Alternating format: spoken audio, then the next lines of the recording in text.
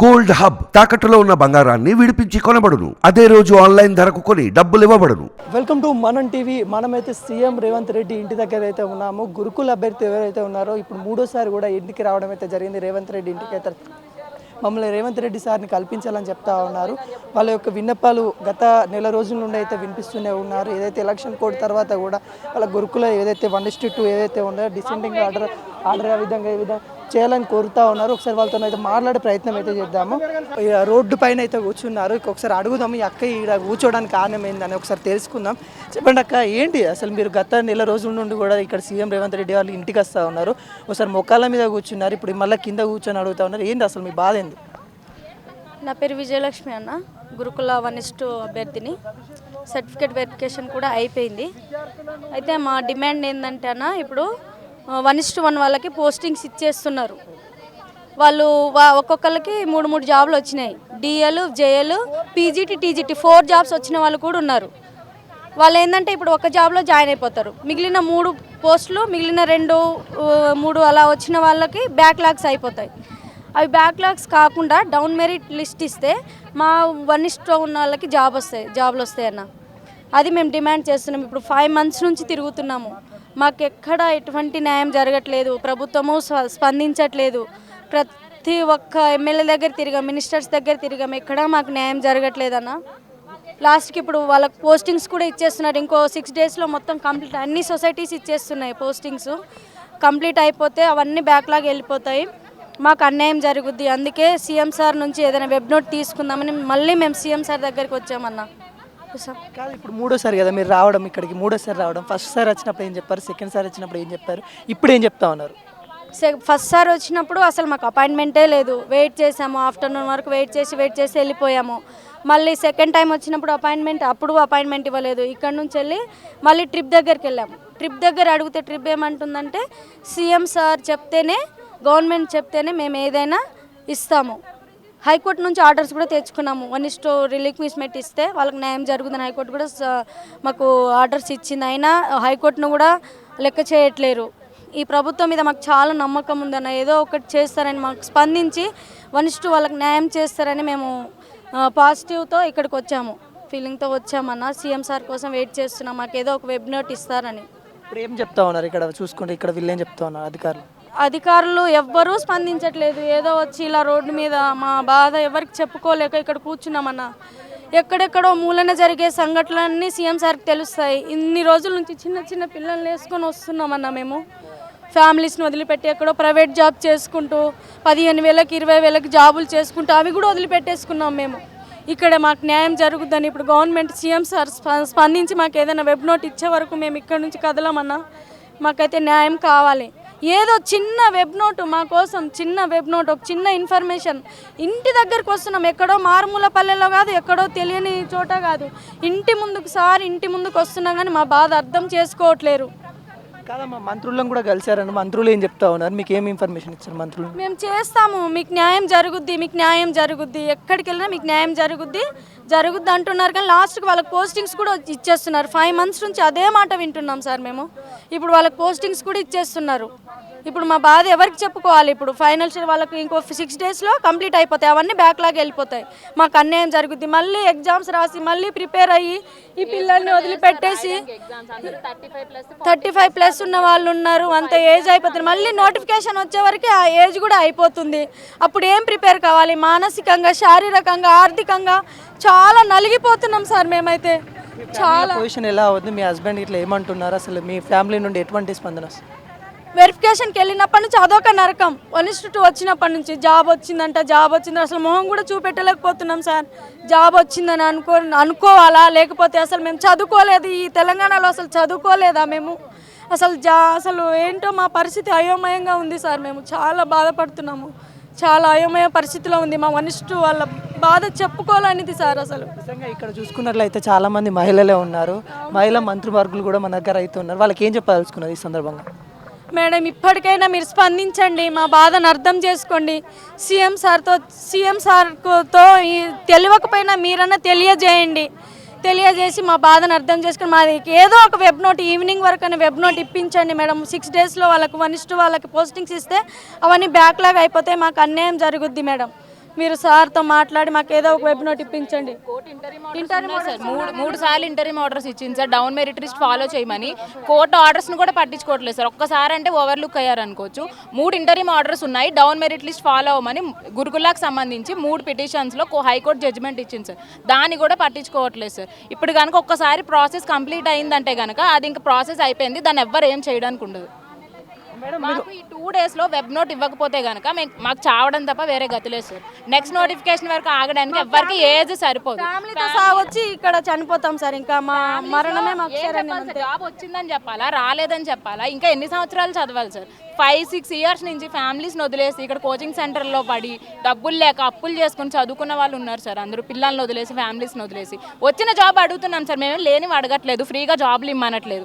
మేము కష్టపడి చదివి మెరిట్ లిస్ట్లో ఉండి తెచ్చుకున్న జాబ్ని మాకు ఇమ్మంటున్నాం. 1:1లో ఇచ్చేయగా మిగిలిన జాబ్స్ని నెక్స్ట్ మెరిట్ వాళ్ళతో ఫిల్ చేయండి. సుప్రీంకోర్టు జడ్జిమెంట్ ఉంది, హైకోర్టు జడ్జిమెంట్ ఉంది, ఇంకేం కావాలి సార్ మీకు? ఏం కావాలి? ఎందుకు స్పందించట్లేదు? ఎక్కడెక్కడో జరిగిన చిన్న చిన్న ఇష్యూస్ అన్నిటికీ సార్ ట్విట్టర్లో స్పందిస్తున్నారు. ఇంతమంది ఆవేదన కనిపించట్లేదా సార్? ఇంతమంది ఆడపిల్లలు ఏడుపు కనిపించట్లేదా? మీకు వినిపించట్లేదా? అన్న అని పిలిస్తే పలుకుతా అన్నారు కదా, ఇంతమంది వచ్చి ఇక్కడ ఏడుస్తున్నాం అన్న అన్న అని. ఎన్ని రోజుల నుంచి సార్?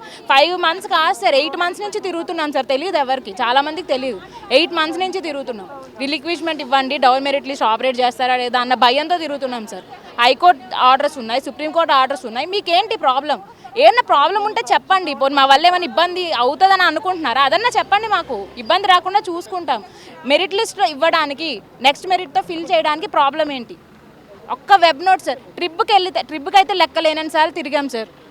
ట్రిప్కి అయితే లెక్కలేనని సార్లు ఎమ్మెల్యేలు అందరినీ కలిసాము, ఎంపీలు అందరినీ కలిసాము, స్టూడెంట్ లీడర్స్ అందరినీ కలిసాము. అయినా సరే మాకు అందరూ అవుతుంది అని చెప్తున్నారు కానీ ఖచ్చితమైన హామీ అఫీషియల్గా ఎవ్వరు ఏం చేయలేకపోతున్నారు సార్. సీఎం ట్రిప్కి వెళ్తే ఏమంటున్నారంటే, సార్ కోర్టు ఆర్డర్స్ ఉన్నాయి కదా, ట్రిప్కి కూడా ఆర్డర్ పంపిస్తుంది కదా సార్, ఫాలో అవ్వమని down merit list court orders ఉన్నాయి కదా అంటే, మేము గవర్నమెంట్ నుంచి ఆర్డర్ వస్తే కానీ మేము ఏమీ చేయలేము, మా చేతుల్లో ఏం లేదు, మొత్తం సీఎం సార్ చేతుల్లోనే ఉంది. సీఎం సార్ ఒక్క వెబ్ నోట్ ఇప్పించండి, డౌన్ మెరిట్ లిస్ట్ ఇవ్వండి అని ఒక 2 words చెప్తే మీరు 3,000 మంది 4,000 మంది కుటుంబాలలో వెలుగు నింపిన వాళ్ళు అవుతారు sir. Please sir web note ఇవ్వండి సార్, రిక్వెస్ట్ చేస్తున్నాం సార్, చేతులు నమస్కరించి రిక్వెస్ట్ చేస్తున్నాం మిమ్మల్ని. ఇంతమంది జీవితాలు కాపాడండి సార్. మేమేమి ఫ్రీగా అడగట్లేదు జాబ్స్, కష్టపడి చదువుకుని తెచ్చుకున్న జాబ్స్, మా జాబ్స్ మాకు ఇమ్మని అడుగుతున్నాం. 1:1లో ఇచ్చేయగా మిగిలిన జాబ్స్ అడుగుతున్నాం సార్ మేము. మాకేంటి సార్ ఇక బీటెక్ ఏమంటారమ్మా? ఇందిరమ్మ రాజ్యము మహిళలకి సాధ్యత ఇస్తున్నా అని చెప్తా ఉన్నారు. అలాంటి అర్థం కావట్లేదు. ఎక్కడ ఒక ఆడపిల్లకి చిన్న సమస్య వస్తేనే సీఎం సార్ రియాక్ట్ అవుతున్నారు ట్విట్టర్లో, సోషల్ మీడియాలో. ఇంతమంది ఆవేదన ఎందుకు కనిపించట్లేదు మీకు? ఇంతమంది ఏడుపు ఎందుకు వినిపించట్లేదు? అందరు చుట్టూ తిరిగి ఫైనల్గా మీ దగ్గర న్యాయం జరుగుతుందని మీ దగ్గరికి వచ్చాం. మీరు కూడా స్పందించకపోతే ఎక్కడికి పోవాలి? మేము ఎవరిని అడగాలి ఇంకా వెళ్ళి? ఫ్యామిలీలో అయితే ఘోరం సార్. అసలు 1:1లో సెలెక్ట్ అవ్వకపోయినా బాగుండేది అనిపిస్తుంది. ఇప్పుడైతే సెలెక్ట్ అవ్వకపోతే ఖచ్చితంగా ఏ ప్రైవేట్ జాబ్ చేసుకుంటూ బతికేవాళ్ళు, మా కర్మ ఇంతే అనుకొని బతికేవాళ్ళు. సెలెక్ట్ అయ్యి గవర్నమెంట్ జాబ్ వచ్చిందని చెప్పాలా, రాలేదని చెప్పాలి. రిలేటివ్స్కి సెలెక్ట్ అయ్యామని చెప్పుకున్నాం, డౌన్ మెరిట్ లిస్ట్ ఇస్తారు, మాకు ఖచ్చితంగా జాబ్ వస్తుందని. GRL రిలీజ్ చేస్తారు ఇప్పటి వరకు. GRL రిలీజ్ చేసినా ఒక హోప్ ఉంటుంది, ఎవరికి వస్తుంది ఎవరికి రావట్లేదు అన్న ఒక హోప్ ఉంటుంది. GRL రిలీజ్ చేయలేదు, కోర్టు ఆర్డర్స్ పాటించట్లేదు. అసలు ఏం చేద్దాం అనుకుంటున్నారు మా జీవితాలతో? మాకు అర్థం కావట్లేదు సార్. మరి రిక్వెస్ట్ ఏంటంటే సార్, ఫైనల్గా ఇవాళ ఈవినింగ్ ఈ 2 daysలో వెబ్ నోట్ రిలీజ్ అయిపోతే మాకు చావడం తప్ప వేరే గతిలేదు సార్. సీఎం సార్ నుంచి వెబ్ నోట్ వస్తేనే మా జీవితాల్లో న్యాయం జరుగుతుంది. అది ఒక్కటే సార్ మా రిక్వెస్ట్. అన్న చెప్పండి అన్న, ఈరోజు ఈ రోడ్డు మీద కూకోవాల్సిన పరిస్థితి ఏంది? అసలు మీకు ఇంత గతి ఎందుకు పట్టిందంటారు? అసలు నా జీవితంలో కూడా మేము అనుకోలేదండి మేము ఈరోజు రోడ్డున పడాల్సి వస్తుందని చెప్పేసి. కానీ మేము ఈరోజు ఈ పరిస్థితి వస్తుందని మేము అనుకోలేదండి. ఎందుకంటే అసలు కాంగ్రెస్ ప్రభుత్వం మమ్మల్ని ఇంత గొంతు కోసిన విధంగా మాకు వ్యవహరిస్తుందని మేము ఇంతవరకు అనుకోలేదండి. అసలు మేము ఈ ప్రభుత్వాన్ని కోరుకొని మేము తెచ్చుకున్న ప్రభుత్వం, కానీ మమ్మల్ని ఈ విధంగా అన్యాయం చేస్తున్నారు. ఇది చాలా అన్యాయమైన పరిస్థితి అండి. ఒక్కొక్కరు చిన్నపిల్లల్ని, వాళ్ళ భార్య పిల్లల్ని, ఇంట్లో పెద్దల్ని, వాళ్ళు ఏ పరిస్థితుల్లో ఉన్నారనేది కూడా వదిలేసి వచ్చి ఈరోజు ధర్నాకు వచ్చి కూర్చోవడం అనేది ఇది చాలా ప్రభుత్వానికే ఇది సిగ్గుచేటండి. ఇప్పుడు ఈ రోడ్డు మీద ఇంత చదువుకున్నారు మీరు, చదువుకున్న వ్యక్తులు ఈరోజు రోడ్డు మీద పాలవుతూ ఉన్నారు. చదువుకొని వ్యక్తులు రోడ్డు పాలైనా పర్లేదు, కానీ చదువుకొని ఇక్కడ రావాల్సిన స్థితి ఏంటంటారు? ఇది దేశ భవిష్యత్తుకే ఇది గండం కలిగించేలా ఉందండి. కానీ ఒక చదువుకొని అనామకంగా ఉన్న రోజుల్లో ధర్నా చేసుకోవడానికి, శాంతియుత నిరసన తెలుపుకోవడానికి ఆ రోజుల్లో అనుమతులు ఉండేది. కానీ ఈరోజు చదువుకున్న వాడికి మాకు న్యాయం కోసం శాంతియుతంగా మనం నిరసన తెలుపుకోవడానికి కూడా అవకాశాలు లేని రోజులు కల్పిస్తున్నాయండి. కానీ ఈ చదువుకు విలువ ఇవ్వలేని టైం వచ్చేస్తుందండి మనకి ఈరోజు. ఒక బడి స్కూల్లో వెళ్తే పిల్లవాళ్ళకి తగిన సిబ్బంది అనగా ఒక ఉపాధ్యాయుడు తగిన ఉపాధ్యాయుడు లేక పిల్లవాడు ఈరోజు అట్టడుగున ఉడికిపోతున్నాడండి. కార్పొరేట్ స్కూళ్ళల్లో ఫీజులు కట్టలేక ఒక్కొక్క తల్లిదండ్రులు చాలా ఇబ్బంది పడుతున్నారు. కానీ ప్రభుత్వం దాన్ని మాత్రం దృష్టిలో ఉంచుకోలేకపోతుంది. ఇక్కడికి మీరు 3 సార్లు వచ్చారు, ఇది 3వ సారి కదా, ఏం చెప్పారు? ఫస్ట్ సారి వచ్చినప్పుడు ఏం చెప్పారు, సెకండ్ సారి వచ్చినప్పుడు ఏం చెప్పారు, అసలు మీకు ఇప్పుడు ఏం చెప్తా ఉన్నారు? అసలు మాకు ఏ రోజు కూడా ఇంతవరకు ఒక వెడ్ నోట్ ఇస్తాను, నేను మీకు అండగా ఉంటాము, నాకేదో సొంతంగా ఉద్యోగం ఇవ్వడానికి మీకు ఇక్కడ ఎవరు అడిగిన వాళ్ళు ఎవరు లేరు. మేము మెరిట్లో ఉంటే మాకు ఉద్యోగం ఇవ్వండి, 9210 పోస్టులు ఫిలప్ చేయండి, దానికోసం ఒక అఫీషియల్గా వెబ్ నోట్ ఇవ్వండి, లేదంటే ఒక ప్రెస్ నోట్ అయినా మీడియా ముందర ఒక వాయిస్ ఇవ్వండి అని చెప్పేసి మేము అడుగుతున్నాం. కానీ మా గురించి ఇంతవరకు స్పందించడం లేదండి.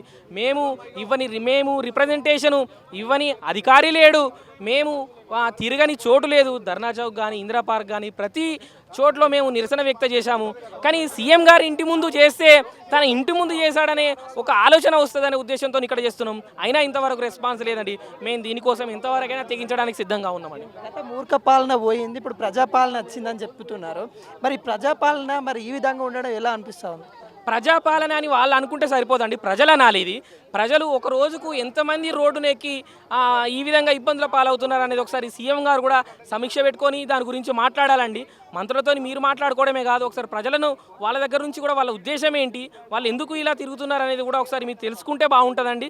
ఇప్పుడు ఇంత చదువుకొని బీఎడ్ ఎంఏడ్లు ఒక ఎంఎస్సి పీజీలు పిహెచ్డీలు చేసి కూడా ఈరోజు వరకు మనకు ఒక సమస్యకి మనకు ఇంతవరకు పరిష్కారం లేదంటే మనము ఏం చేస్తామో ఇప్పటి వరకు మేము ఏం చేయలేని పరిస్థితి ఉందండి ఇప్పటి వరకు మాకు.